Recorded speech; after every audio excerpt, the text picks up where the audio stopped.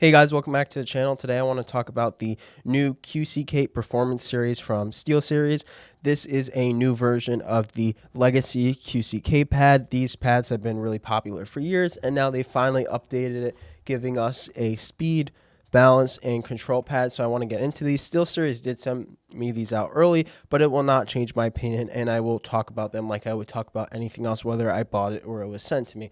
So I want to get into what each of these pads all three have in common first, then I'll get into individually. So let's just start off with the size. So the size is 490 by 420 for the regular size, but there is an XL desk pad size that is 900 by 400. Each of these pads is 3.5 millimeters thick, and the base is a kind of type of foam base. So the base, I would say, is comparable to the Lethal Gaming Gear Standard Series, but like I'd say like 20% better. They're all stacked on top of each other, so there's more weight, so I can't really show you how it moves. I'll show you later. But these barely move. They did not move at all while gaming. This is like what I would say in terms of base is like, I'd say the lowest acceptable for a good solid base. It's not going to be pour on, but this is something I could say that is an acceptably good base that just doesn't really move, but it's not going to be the highest quality base ever. So it's a really solid base, but it's not up there with pour on or these newer types of bases. In terms of stitching, it is low profile stitch edges. These edges do not bother me at all. The stitching is pretty high quality, and I usually have to pull my pads all the way up to the edge of my desk so I don't feel the stitching. And especially with the speed and balance one, I definitely didn't feel that way. I might have had the issue on the control with that, but the stitching overall feels pretty good. So in terms of flatness, so I didn't get mine in the consumer packaging that you'll get if you buy. I got these all in a influencer box. So mine came rolled up, and they got about 90% flat. When I have one on my desk at a time, when I'm getting to them individually, you'll see how flat I was able to get them. But you will have to put in some effort to flatten them, put like a glass mouse pad on top, and you will not be able to probably 100% get them flat, but you will be able to get them flat enough. But I do want to say that they are not going to be 100% flat, and you will have to put in some effort to get them mostly flat.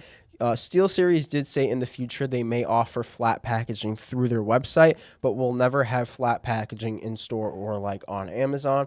In terms of stains, these I've been using for almost 2 weeks, all three. I don't really have seen them getting dirty, especially the speed one, which I put the most in. They definitely do get a tad dirty and pick up dust, but it's not as bad as some other pads. In terms of overall quality, for $40, especially the speed one, this is really solid quality. This feels really good. But now let's get into each surface individually. All right, so first off, I want to get into the QCK Speed. This is the easiest one to recommend. This is definitely the best one out of the three, in my opinion, and in most people's opinion, other reviewers' opinions I saw talking about it. So I do want to say that I did do testing mostly on stock skates, because most people that buy these types of pads are not going to be going for aftermarket skates like these dots right here.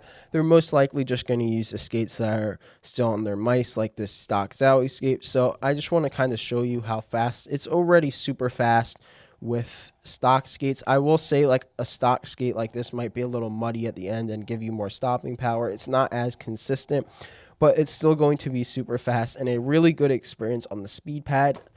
We'll get into the other ones later, but again, you can see this is an even heavier mouse, and it's just so much better.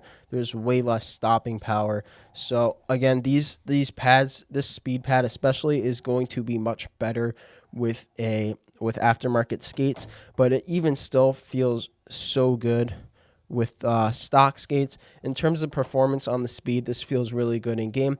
This surface feels really smooth and silky. If you're looking for something that has a ton of stopping power, or even any, I wouldn't buy this one. It will feel a little slower on stock skates and might have like a tad of stopping power. But again, if you're using speed aftermarket skates, this is just going to be the fastest possible pad, and that's just the experience you might want. It's just a super fast pad. I can compare it to the Lethal Gaming Gear Neptune. I haven't tried the Neptune Pro, but I will say overall the QCK Speed is just an improved version of the original Neptune. It's just fat. It's just way faster, and then has a better base. Again, as the base version Neptune, not the Pro. But let's get into the other pads. All right, so here we have the QCK Balance again on this pad as well. I also did most of my testing on stock skates, but I did do a little bit of testing on aftermarket skates. So when you're using stock skates, this is a very slow pad, as you can see. Like, it's obviously going to depend which stock skates you're using, but most stock skates are generally slower and muddy.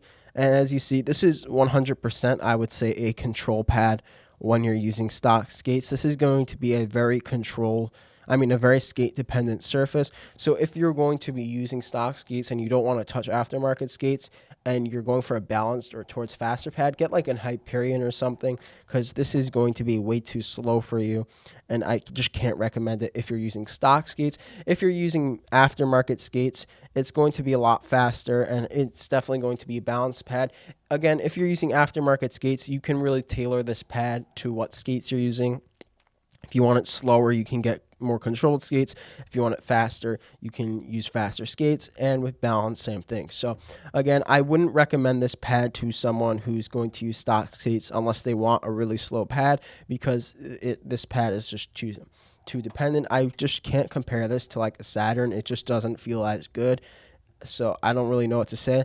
If you're using aftermarket skates, I can maybe recommend this, but I do think there's probably a lot better balance pads on the market. But overall, it's a decent pad. Like, when I'm gaming, I feel fine. I feel like I'm playing to my best ability on this pad, but I do think in terms of balance pads, there's just better. But let's get into the control. All right, so the control is the pad out of the three I did the least testing on, because I just don't really like control pads, and I just don't think this pad is very good. Again, with the skates, I did the same thing. So I I think with stock skates, this is incredibly slow, and this is like a super mud pad. So I wouldn't even recommend using this at all with stock skates, because like there's just no movement at all, and unless you want like a super money pad. But again, with it's also like the balance. If you use aftermarket skates, you can get more speed from it. This pad is incredibly textured, and it just doesn't feel like a good control pad. There are so many better, smoother control pads out there. This is pretty firm, so if you like a firm pad, all these pads are firm, but I'd say this is the firmest. So if you're going for a firm control pad, this could be good. But I just feel like on the market, there's so many better control pads, and this one just doesn't feel good in my opinion. Like, I was playing on it on so much lower of a level than the other two pads. Like, I'm not like an insane player, but when I was using this pad, at least for my playstyle, I was playing Call of Duty, by the way, which isn't really necessarily good for a control pad, but it did feel like my skill was dipping a bit. I just really don't like this pad, and I just don't think it's good. I think the other two are okay, but out of all three, I wouldn't not recommend this, but I just think I would look elsewhere. Overall, all these pads are $40.